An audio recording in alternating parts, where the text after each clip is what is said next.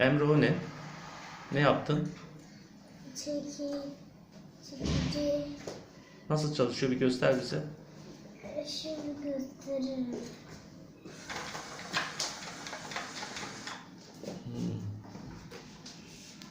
O lastikleri taşıyabilir mi acaba?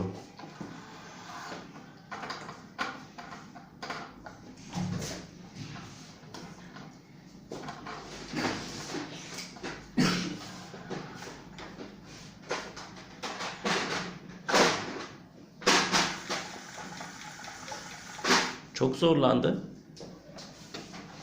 Bunlar ne? Yardım mı edeceksin ona? Evet. Hadi bakalım.